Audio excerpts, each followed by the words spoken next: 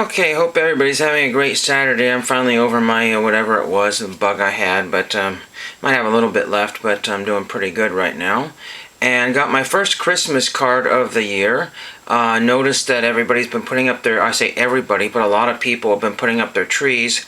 My neighbors who are very religious, they've already gotten their tree up a couple weeks before I got mine up, and mine is a fake, I want to say plastic tree, but it's just easier that way. I kind of keep it up all year long off to the side, and then change out a few ornaments and stuff like that. I mean, I really don't, but I mean, it just, that's kind of how I feel. But yeah, so that is what it is. So I have my tree up, and I got one from the ever popular Caleb Craig, from Caleb's Cards. Caleb Claus, we call him, and he had a very nice note. I wanted to open this because I like to display these on my mantle, on my fireplace mantle. Hey Henry, wishing you a very Merry Christmas and Happy Holidays. I know you're trying to downsize. Isn't that the truth? I tried to give one of my friends some baseball cards, 2 boxes, sight unseen, and he said, nah, I'm good. So I'm stuck with, every year I try to clear out some baseball cards. They're just too expensive to mail. I know I did find a $10 stamp floating around here, but still, that's already been repurposed onto another, I'll say repurposed, but I mean, it's already been put onto a package, going off to a family package that's going to be, it's just expensive. I mean, I could do and easily spend $60 in shipping on 2 boxes. So I sent you some mystery index cards. Interested to see if you can figure out who they are, and I think I have. I'm not 100% sure who they are, but this one I say, wait, that looks like Arte Johnson. So I think that could be Arte Johnson, comedian and actor. He was on The Love Boat. He was on Battle of the Network Stars. There was a lot of heated arguments with Arte Johnson on Battle of the Network Stars. He was in Laugh-In, all kinds of stuff. Guest starred in all kinds of 70s and 80s television shows. I think he might still be alive. And I'm not sure if this is Richard Hatch, but it sure looks like Richard Hatch's autograph. I mean, there's a lot of variants, and I'm not 100% sure if this is legit, but yeah, it's let me know if that looks like Richard Hatch. The Hatch part, the top part, doesn't look necessarily correct there, but the bottom part has very, very similar features to his autograph. So it only took me probably about 5 minutes to look those up. So let me know if these are who they are, Arte Johnson and Richard Hatch. That could be who both of those are. And then, in kind, I'm sending Caleb I won't show anything on this one here, but this will lead into one of my things here, and I'm just mired in crazy autographing, collecting supplies, TTM, writing letters, postcard supplies, that sort of thing, and I buy little bits of it at a time, but you don't realize how crazy it stacks up. For Caleb's thing, I used, a Christmas seal, and another one with some sort of pat one here, and then, and I found a stamp that was for, a slightly heavier envelope, so I used that one there, and then the envelope wouldn't seal very well, so I had just picked up a bunch of these, and these are some sort of, they're kind of damaged here, but they're some sort of peel away the backing arrows, and they're used for, I think, wrapping presents and stuff like that. I'm not exactly sure, the corners. And so those are great for envelopes that don't stick right. So I got a whole bunch of those. Everything, all these autographing supplies, nearly all of them, or letter writing materials, almost all of them would end up in Goodwill's landfill and garbage. All the Christmas cards, it's just amazing what gets thrown away. And so these were all, into a wad getting ready to be thrown away, and I saved them just in the nick of time. I also saved in the nick of time, and somebody didn't catch all these. I also saved these Charlie Brown stickers. It's not a complete sheet, but it only cost me about like a penny for that. So that's very good, and I got a complete sheet of those. Nobody was looking for those, no one. And then I came across a whole bunch of postcards, and I grabbed every postcard, nearly every postcard I can get my hands on. This is just a fraction of these. This one's got a dirt smudge on it, but it's a 24-cent postcard. you know, and I had 2 of those. This one's got 24, 26 on there. So that'll get me, you know, started for like a project there. And I got a couple of 20 centers. I keep finding lots of those 20-cent Red Barn ones. Again, these cost me barely a penny a piece, so I've got, you know, any reason to write, you know, letters, notes, ask for postmarks for these sort of things. Another one. I got 3 of these Clipper Ship ones. I ended up with $2 or $3 worth of postcards, and my whole bag was something like $4, you know, so it's just for the autographing supplies and letter writing materials alone.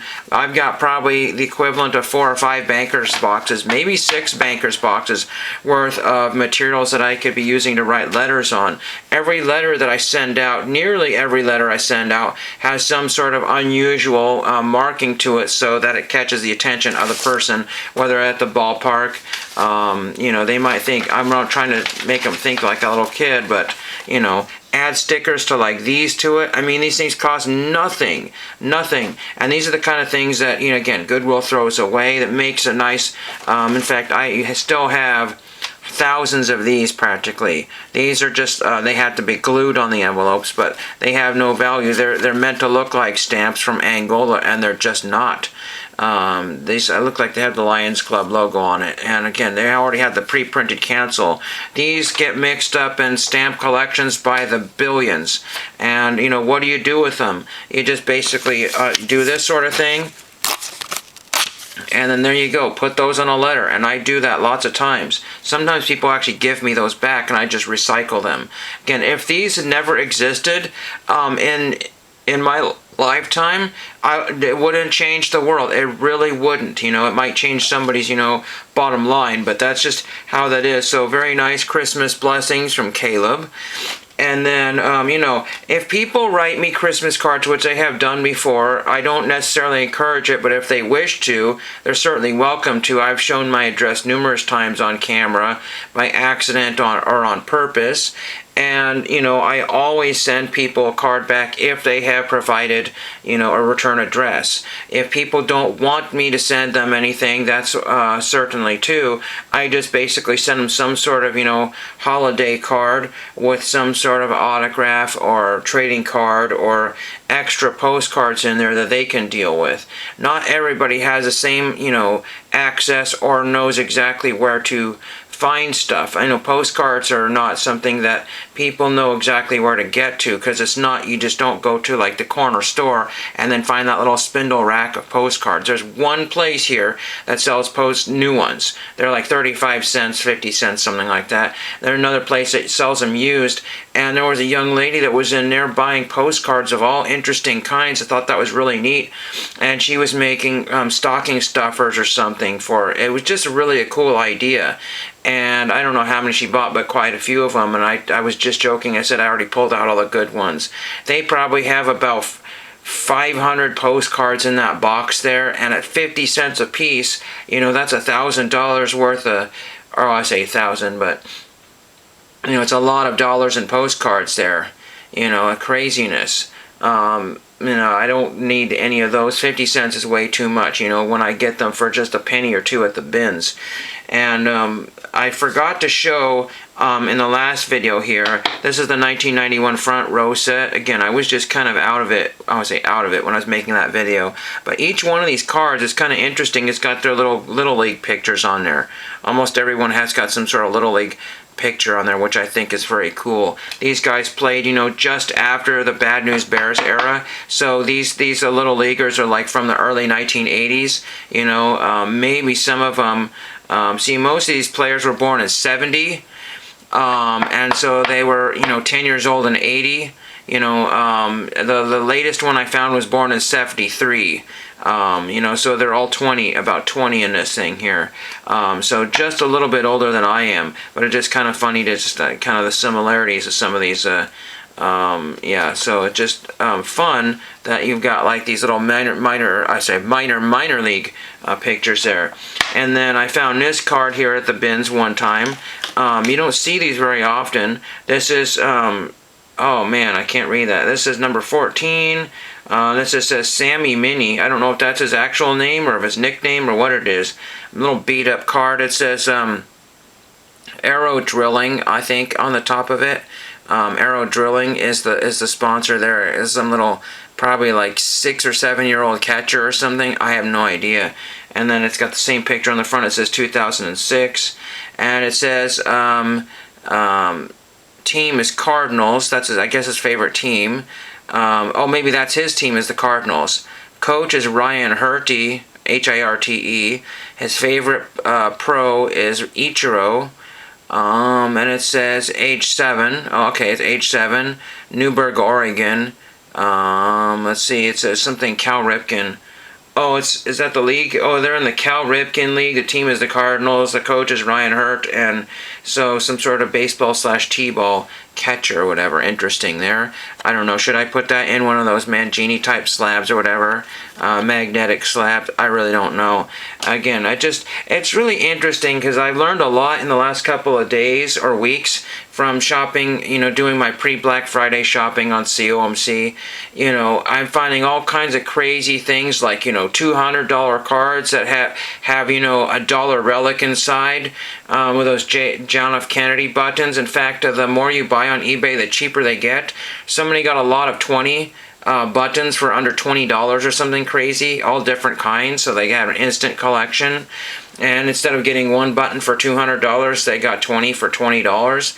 And then I'm finding like there was some Allen and Ginter relic cards that have little slivers of musical instruments in it or something ridiculous.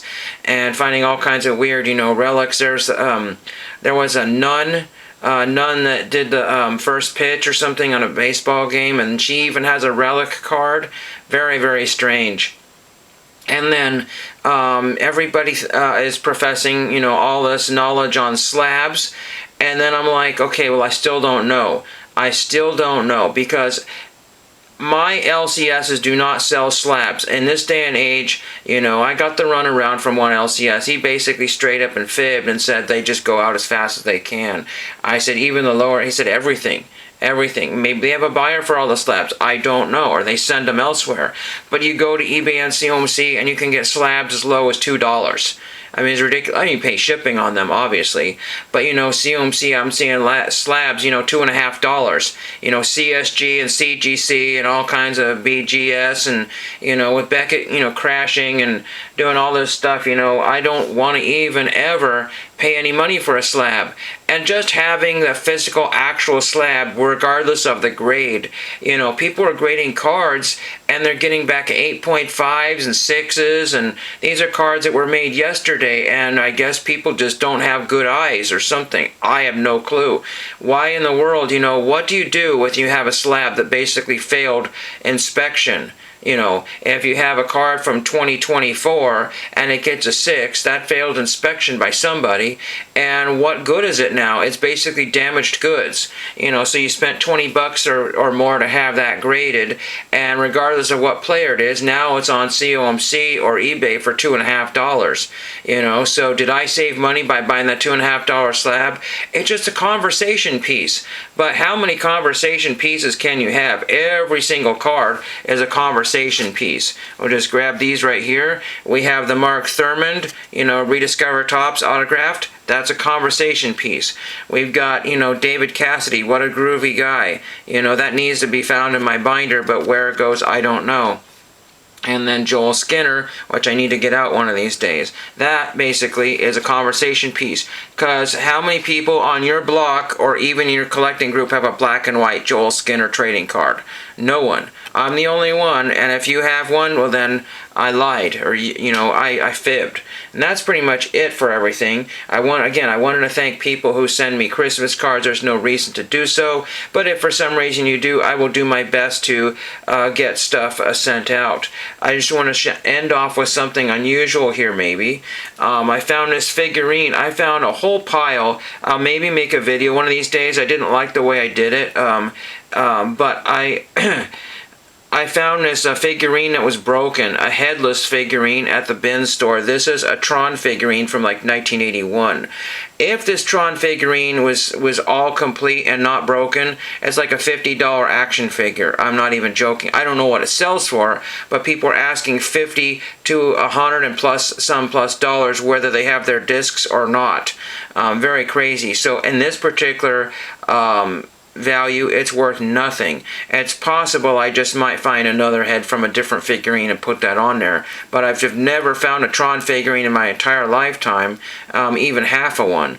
And it was just so weird seeing a whole bunch of 70s and 80s era toys, and when they go out to the bins, the Goodwill cherry picks what they want, then the customers pick out what they want, and I get to grab all the leftovers. I found Star Wars weapons and a more or less complete Luke Skywalker that needs to be reglued, and half of a Lando, and somebody had taken Lando and put Darth Vader's arm on him, and very, very weird stuff. But that's the kind of stuff that you find once in every blue moon. You have to be there every waking minute of every day, because I hear people saying, oh, I found this, and I found this, and I found this, and I said, well, I don't, after the whole records have disappeared from practically every store in practically intensive purposes, as the videos ramp up of everybody going to record shows and going to thrift stores looking for the ultimate records, I'm just trying to find any.